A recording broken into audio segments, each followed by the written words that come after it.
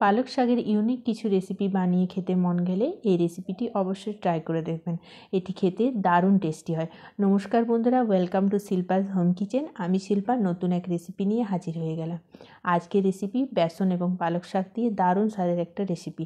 অবশ্যই নামটা হচ্ছে বেসন পালক শাকের সবজি। তার জন্য নিয়ে নিয়েছি 150 গ্রাম পালক শাক। পালক শাকটা 3 থেকে 4 বার খুব ভালো করে ধুয়ে নিয়েছিলাম, কারণ পালক শাকের মধ্যে অনেক বালি থাকে। এরপর খুব ভালো করে ধুয়ে জল ঝরিয়ে একটা বাস্কেটের মধ্যে আমি নিয়ে নিয়েছি। আপনারা চাইলে পালক শাকটি বেশি পরিমাণে নিতে পারেন। আমি 2 থেকে 3 জনের জন্য বানাবো, তাই পালক শাকটা কম পরিমাণে নিয়েছি। অন্যদিকে কড়াইয়ের মধ্যে জল গরম করে তাতে দিয়ে দেবো অল্প একটু বেকিং পাউডার। বেকিং পাউডার দিয়ে পালক শাক সেদ্ধ করে পালক শাকের কালারটা একদম ভালো থাকে, কালারটা নষ্ট হয় না। এরপর পালক শাকগুলো সব দিয়ে দেবো। আর খুব বেশি সেদ্ধ করব না, সামান্য একটু সেদ্ধ করব, মোটামুটি 1 মিনিট মতো। জলটা শুধুমাত্র ফুটে উঠবে আর গ্যাসের ফ্লেমটা অফ করে দেবো। এরপর গ্যাসের ফ্লেমটা অফ করে পালক শাকটা জল থেকে তুলে নিতে হবে। এরপর একটা মিক্সিং জারে পালক শাকটা নিয়ে নেব এবং তার সঙ্গে নিয়ে নেব 2টো কাঁচা লঙ্কা। আপনারা চাইলে কাঁচা লঙ্কাটা বেশি পরিমাণে নিতে পারেন। আমরা ঝাল কম খাই, তাই কাঁচা লঙ্কাটা কম পরিমাণে নিয়েছি। তারপর খুব ভালো করে বেটে নেব। পালক শাক এবং কাঁচা লঙ্কা যতটা পারবেন কম জল ব্যবহার করবেন। আমি অল্প একটু জল দিয়ে বেটে নিয়েছিলাম, আপনারাও অল্প জল দিয়ে বাটবেন, এতে রেসিপিটি কিন্তু খুব ভালো হবে। এরপর একটা বাটির মধ্যে পালক শাক 70% আমি ঢেলে নেব এবং 30% পালক শাক মিক্সির জারের মধ্যে রেখে দেব।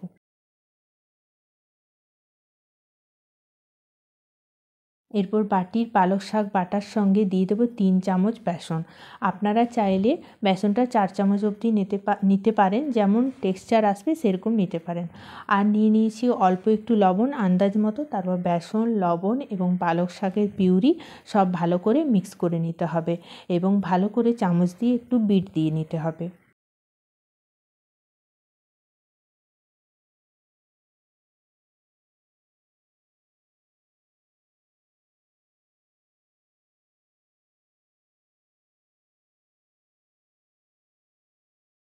পালক শাকটা বেসনের সঙ্গে খুব ভালো মিক্স হয়ে গেছে। অন্যদিকে মিক্সিং জারে যে পালক শাক বাটাটা ছিল তার সঙ্গে দিয়ে দিলাম টমেটো এবং অল্প একটু আদা। সব কিছু দিয়ে আবার সেমভাবে ভালো করে বেটে নেব। বাটা হয়ে গেছে। এরপর মশলাটা আমি সাইড করে রেখে দেবো। অন্যদিকে গ্যাসের মধ্যে কড়াই চাপিয়ে দিয়ে দিয়েছি 3 থেকে 4 চামচ তেল। আমি এখানে সাদা তেল ব্যবহার করেছি, আপনারা চাইলে সর্ষের তেল ব্যবহার করতে পারেন। সেটাতে দিয়ে দিলাম জিরে, আর দিয়ে দেবো গোটা গরম মশলা, আর দিয়ে দেবো একটা শুকনো লঙ্কা। ফোড়ন থেকে খুব সুন্দর গন্ধ বার হলে তারপরে দিয়ে দেবো পালক শাক, আদা এবং টমেটো বাটাটা। মশলাটা দিয়ে কিছুক্ষণ খুব ভালোভাবে কষিয়ে নিতে হবে, যেন মশলা থেকে তেলটা আলাদা হয়ে যায়। তারপর কিছু গুঁড়ো মশলা আমি ব্যবহার করব, সেগুলো এক এক করে সব দিয়ে দেবো। দিয়ে দিচ্ছি কাশ্মীরি লঙ্কার গুঁড়ো, আন্দাজ মতো লবণ, আর দিয়ে দেবো রোস্টেড মশলা।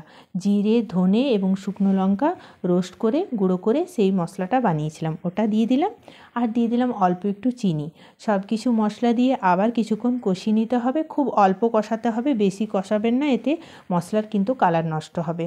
এরপর ঠিক এরকম পর্যায়ে আসবে, একটু কালারটা চেঞ্জ হবে। আর দিয়ে দেবো মটরশুঁটি। মটরশুঁটিটা আপনারা চাইলে নাও দিতে পারেন। তারপরে দিয়ে দেবো কিছুটা পরিমাণ গরম জল, মোটামুটি 1/2 কাপ মতো গরম জল দিয়েছি। আপনারা চাইলে অল্প একটু বেশিও দিতে পারেন, কোনো অসুবিধা নেই। জলটা দেওয়ার পর ঠিক জলটা একটু ফুটে আসবে, তেলটা একটু আলাদা হয়ে আসবে মশলার থেকে। তারপরে আমি একটা মাটির ছোট পাত্র বসিয়ে নিয়েছি। পাত্র ঠিক বলবো না, এটা চা খাওয়ার কাপ যে হয় মাটির, সেটা দিয়েছি। তার উপর একটা প্লেট দিয়েছি এবং তার উপরে পালক শাক এবং বেসন যেটা গুলে রেখেছিলাম সেটা দিয়ে দেবো। এরপর 7 থেকে 8 মিনিট খুব ভালোভাবে স্টিম করে নেব।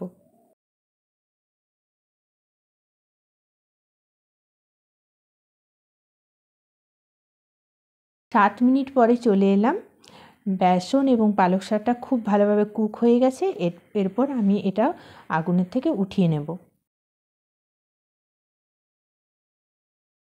যে মাটির পাত্রটা রেখেছিলাম সেটার মধ্যে একটু জল জমেছিল, সেটাও সবজির মধ্যে দিয়ে দেবো।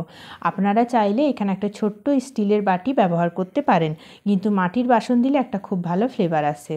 এরপর আবার মশলাটা কিছুক্ষণ মিক্স করে নিতে হবে। তারপরে যে বানিয়েছিলাম পালক শাক এবং বেসনে, সেটা ছোট ছোট পনিরের মতো কেটে নিতে হবে।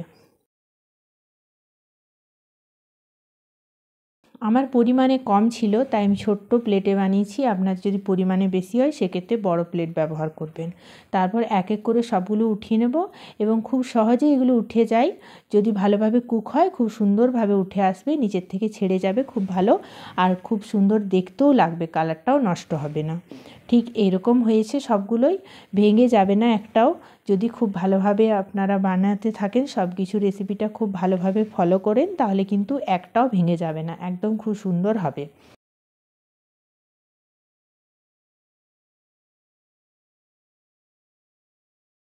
এরপর এগুলো আমি দিয়ে দেবো, মশলা যেটা কষিয়েছিলাম সেটার মধ্যে দিয়ে দেবো, আর মোটামুটি 2 মিনিট মতো একটু ফুটিয়ে নিলেই হবে। খুব বেশি ঢাকা দিয়ে সেদ্ধ করার কোনো দরকার নেই, কারণ পুরো রান্নাটায় আগেই কুক হয়ে গেছে। এটা 2 মিনিট শুধু মিক্স করে নিলেই হবে। তারপর আপনারা স্ট্যান্ডিং টাইম 5 মিনিট দিয়ে দিতে পারেন। 5 মিনিট পরে এটা সার্ভ করলে দারুণ স্বাদের একটা রেসিপি হবে। অবশ্যই বাড়িতে ট্রাই করবেন আর আমাকে জানাবেন কেমন হয়েছে রেসিপিটা। আমার চ্যানেলের নতুন ভিউয়ার হলে চ্যানেলটি সাবস্ক্রাইব করে পাশে থাকবেন। ধন্যবাদ।